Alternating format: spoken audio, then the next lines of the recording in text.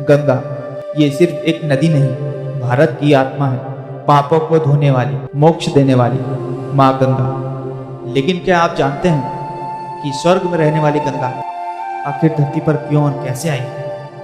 आखिर गंगा मोक्षदायिनी कैसे बनी?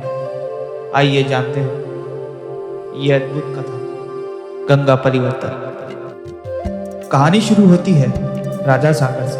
उन्होंने अपनी शक्ति बढ़ाने के लिए एक विशेष यज्ञ रखा, अश्वमेध यज्ञ, जिसमें घोड़े की मदद से शक्तियों को बढ़ाया जा सकता था। इंद्रदेव को डर था, अगर यज्ञ पूरा हुआ तो राजा सागर की शक्तियां इंद्रदेव से ऊपर हो जाएंगी। तो इंद्रदेव ने छल से यज्ञ का घोड़ा चुरा लिया। इंद्रदेव ने पाताल लोक में कपिल मुनि के आश्रम में घोड़े को बांध दिया और उसी समय कपिल मुनि वहां पे ध्यान कर रहे थे। राजा सागर के 60,000 पुत्रों ने जब घोड़े को वहां पे देखा तो बिना सोचे समझे कपिल मुनि को अपमानित करने लगे। मुनि का ध्यान भंग हुआ और जैसे ही क्रोध में उन्होंने अपनी आंखें खोली, राजा सागर के 60,000 पुत्र वहीं जलकर भस्म हुए। सालों तक उनकी आत्माएं वहीं कैद हुई। उन्हें मुक्ति तभी मिल सकती थी जब स्वर्ग की गंगा उनकी राख को स्पर्श करे। कई पीढ़ियां बीत गई, फिर एक दिन जन्म हुआ राजा सागर के वंशज भागीरथ का।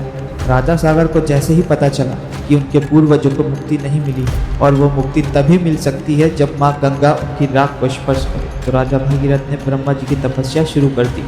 हजारों सालों तक तपस्या करने के बाद भागीरथ की तपस्या से ब्रह्मा जी प्रसन्न हुए और ब्रह्मा जी ने गंगा को धरती पर लाने का वरदान भागीरथ को दे दिया। लेकिन एक समस्या थी, अगर गंगा सीधा धरती पर आती तो धरती फट जाती। इसलिए राजा भागीरथ ने शिव जी का आह्वान किया कि हे प्रभु, गंगा को लाने में मेरी मदद कीजिए। आकाश से गंगा पूरी हुंकार के साथ गर्जना करते हुए नीचे उतरी, लेकिन शिव जी ने अपनी विशाल जटाओं में गंगा को कैद कर लिया जब तक कि गंगा का वेग शांत नहीं हो जाता।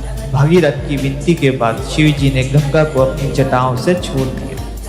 भागीरथ के रथ के पीछे पीछे गंगा मैदानों और पहाड़ों से पाताल लोक तक पहुंची।